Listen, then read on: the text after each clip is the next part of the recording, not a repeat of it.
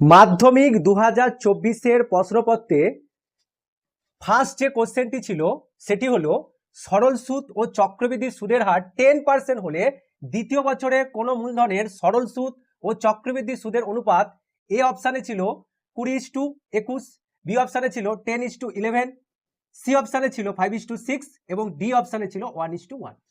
এই কোশ্চেনটি অনেকে ভুল করতে পারে। কোশ্চেনের মধ্যে যে রয়েছে দ্বিতীয় বছর, অনেকে দ্বিতীয় বছরটাকে 2 বছর ভেবে সলভ করে নেবে এই প্রবলেমটি। দেখো তাদের ভুলটা কোথায় হবে। দ্বিতীয় বছর আর 2 বছরের মধ্যে, দ্বিতীয় বছর এবং 2 বছরের মধ্যে তফাৎ রয়েছে। কোনো একজন ব্যক্তি কারোর কাছ থেকে টাকা ধার করলো অথবা কাউকে টাকা জমা দিল। 1 বছর বলতে কি, 1 বছর বলতে যবে থেকে সে টাকা ধার করেছে বা কাউকে টাকা জমা দিয়েছে সেখান থেকে শুরু করে 1 বছর। 1 বছর বলতে পারি, আবার ওটাকে আমরা প্রথম বছরও বলতে পারি। এবার দেখো 1 বছর আমার কমপ্লিট হয়ে গেল। এবার এই 1 বছর পর থেকে পরের 1 বছর তাকে আমরা বলবো কি দ্বিতীয় বছর। এই টাইমটাও 1 বছর, আবার এই টাইমটাও 1 বছর। তাহলে শুরু থেকে শেষ পর্যন্ত যে টাইমটা হচ্ছে সেটা কি হচ্ছে আমাদের 2 বছর। তাহলে তোমরা বুঝতে পেরেছো যে দ্বিতীয় বছর আর 2 বছরের মধ্যে তফাৎ কি। দেখো 1 বছরের পরে যে টাইমটা সেটাকে বলছি কি দ্বিতীয় বছর, আর শুরু থেকে শেষ পর্যন্ত যে টাইমটা সেটা হচ্ছে কি 2 বছর। তাহলে দেখো আমাকে যদি বলে দ্বিতীয় বছরের সরল সুদ বের করো, তাহলে কিন্তু আমাদের 1 বছরের সরল সুদ বের করতে বলেছে, 2 বছরের সরল সুদ নয়। যদি আমার কোনো কোশ্চেনের মধ্যে তৃতীয় বছরের সরল সুদ বের করতে বলে, মানে কিন্তু 1 বছরের সরল সুদ বের করতে বলেছে। সেটা কোন টাইমটা না, 2 বছর পরের 1 বছর। কিন্তু 3 বছরের সরল সুদ আর তৃতীয় বছরের সরল সুদ কিন্তু একই কথা নয়। এবার যদি আমরা আসি যে দ্বিতীয় বছরের চক্রবৃদ্ধি সুদ, তাহলে দ্বিতীয় বছরের চক্রবৃদ্ধি সুদ বলতে কি না, আমার এই টাইমের মধ্যে চক্রবৃদ্ধি সুদ। তাই এই টাইমের মধ্যে আমাদের যদি চক্রবৃদ্ধি সুদ বের করতে হয় তাহলে আমাদের কি করতে হবে, 2 বছরের জন্য সমল চক্রবৃদ্ধি বের করব আর 1 বছরের জন্য সমল চক্রবৃদ্ধি বের করব, দুটোকে মাইনাস করব, তাহলেই আমরা কি পেয়ে যাব দ্বিতীয় বছরের চক্রবৃদ্ধি সুদ। তবে এখন দ্বিতীয় বছরের সরল সুদ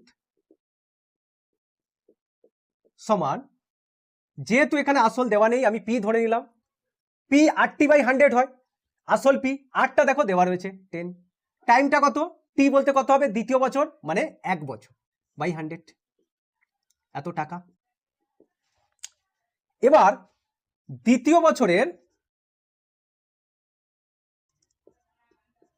চক্রবৃদ্ধি সুদ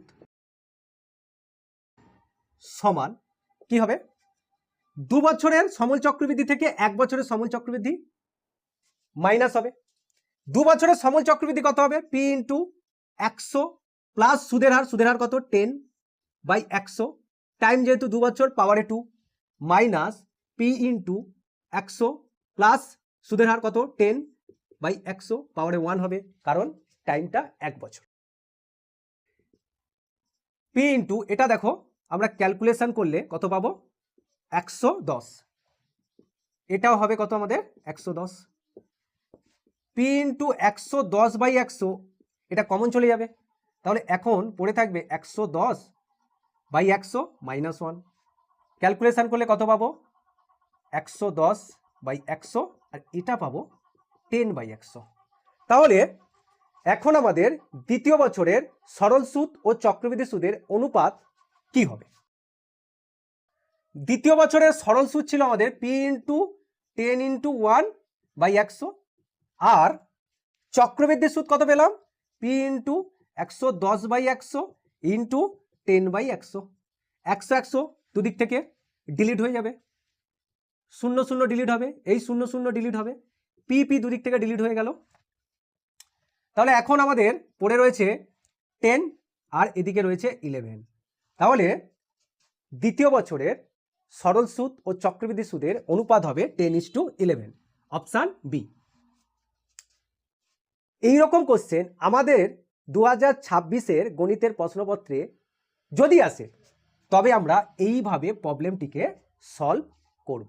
মাধ্যমিক 2024-এর প্রশ্নপত্রে সেকেন্ড যে কোশ্চেনটি ছিল সেটি হলো যদি ax² plus abcx plus bc equal to 0 হয়, a নট ইকুয়াল টু 0, আচ্ছা তোমরা বলো তো কেন এ নট ইকুয়াল টু 0 দেওয়া আছে? কারণ এ যদি 0 হতো তবে সমীকরণটি আর কুড্রাটিক বা দ্বিঘাত থাকতো না। দেখো দ্বিঘাত সমীকরণের একটি বীজ অপর বীজের অনন্য হয়, তাহলে এর অপশানে আছে এবিসি ইকুয়াল টু 1, বির অপশানে আছে বিসি ইকুয়াল টু এসি, সির অপশানে আছে বিসি ইকুয়াল টু 1 আর ডির অপশানে আছে এ ইকুয়াল টু বিসি। যখন কোনো কুড্রাটিক ইকুয়েশনের দুটো বীজের মধ্যে রিলেশন একটি অপরটির রেসিপ্রোকাল বা অনন্য, তখন আমরা সবসময়ের জন্য এই যে রিলেশন বিটুইন রুটস অ্যান্ড কোফিসিয়েন্টের সম্পর্ক রয়েছে বীজদ্বয়ের গুণফল সমান ধ্রুবক পদ বাই এক্স স্কোয়ারের সহগ, এটা অ্যাপ্লাই করব।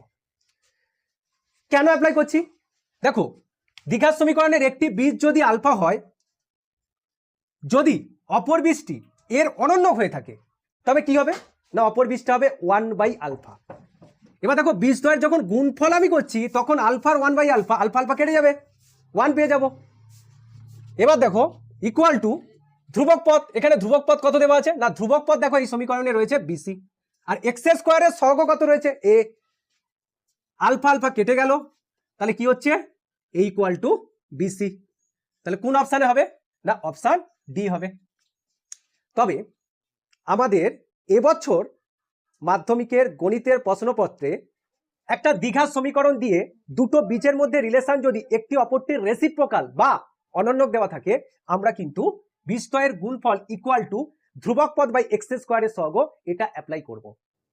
অন্য যে আরেকটা রিলেশন রয়েছে বীজদ্বয়ের যোগফল সমান মাইনাস অফ এক্স এর সহগ বাই এক্স স্কোয়ারের সহগ, এটা অ্যাপ্লাই করার প্রয়োজন নেই। রেসিপ্রোকাল রিলেশন দিলেই তোমরা গুণফলের রিলেশনটাই অ্যাপ্লাই করবে। হ্যাঁ, যদি আমাদের এরকম দুটো বীজের মধ্যে রিলেশন দিয়ে দিল যে একটি বীজ অপরটির ইকুয়াল অ্যান্ড অপোজিট সাইড, তখন কিন্তু তোমরা গুণফলের রিলেশন অ্যাপ্লাই করবে না। তখন তোমরা বীজদ্বয়ের যোগফল equal to minus of x এর সহগ বাই এক্স স্কোয়ারের সহগ, এটা অ্যাপ্লাই করবে। করলে কিন্তু তোমরা যে ম্যাথ থাকবে সেই প্রবলেমকে সলভ করতে পারবে। মাধ্যমিক 2024-এর প্রশ্নপত্রে 3 নম্বর যে কোশ্চেনটি ছিল সেটি হলো 5 সেমি ও 7 সেমি ব্যাস বিশিষ্ট দুটি বৃত্ত পরস্পরকে অন্তভাবে স্পর্শ করলে তাদের কেন্দ্রদ্বয়ের দূরত্ব অপশন এ তে ছিল 1 সেমি, অপশন বি তে ছিল 2 সেমি, সির অপশনে আছে 3 সেমি, অপশন ডি তে ছিল 4 সেমি। তাহলে এইভাবে কোশ্চেন আসলে আমি কি করব? 5 সেমি এবং 7 সেমি ব্যাস বিশিষ্ট দুটি বৃত্ত অন্তভাবে স্পর্শ করেছে, তাহলে অন্তভাবে স্পর্শ করেছে মানে কি বিয়োগ করে দেবো, তাহলে 7 থেকে 5 বিয়োগ করলে কত হয় 2। তাহলে অপশন কি হচ্ছে B, option B.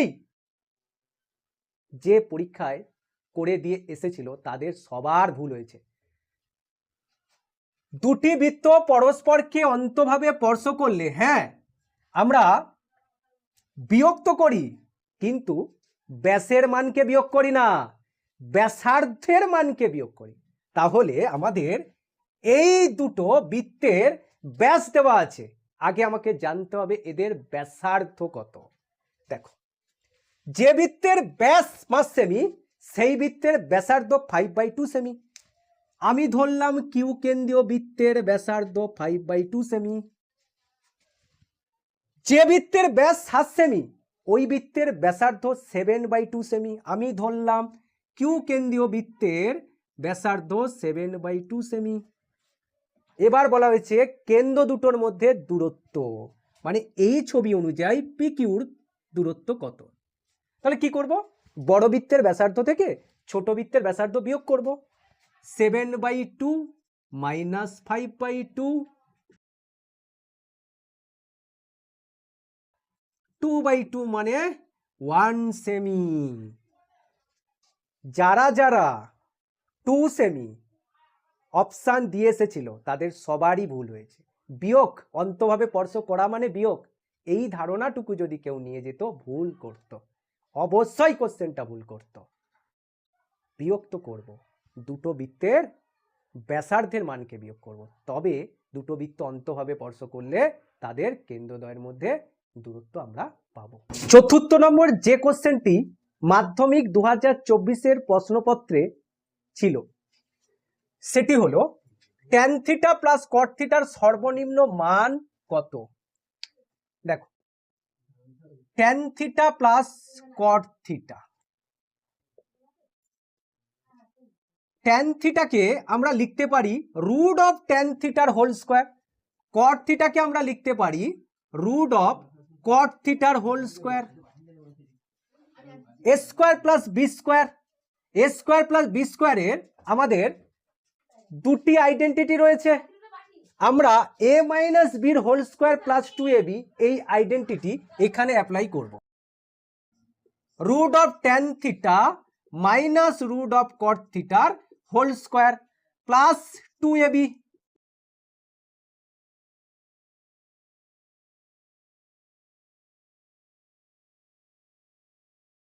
Root over tan theta minus root over cot থিটার whole square plus 2। Square term কখনোই নেগেটিভ হয় না, স্কোয়ার টার্ম সর্বদাই নন নেগেটিভ হয়। এটার ভ্যালু যদি আমরা 0 ইনপুট করি তবে কিন্তু root over tan theta minus root over cot থিটার হোল স্কোয়ার প্লাস 2 এর ভ্যালু সর্বনিম্ন হবে। আমরা যদি কোনো নেগেটিভ বা পজিটিভ যাই মান ইনপুট করি এটা আমার পজিটিভ হবে, পজিটিভ প্লাস 2 মান কিন্তু আরও বাড়তে থাকবে। তবে মিনিমাম ভ্যালু কখন পাবো? যখন স্কোয়ার টার্মের ভ্যালু 0 হবে। এটার ভ্যালু তবে আমরা কি বলতে পারি এখন? না বলতে পারি greater than equal to 2। Tan theta plus কট থিটার মিনিমাম ভ্যালু তবে কত হলো? না 2।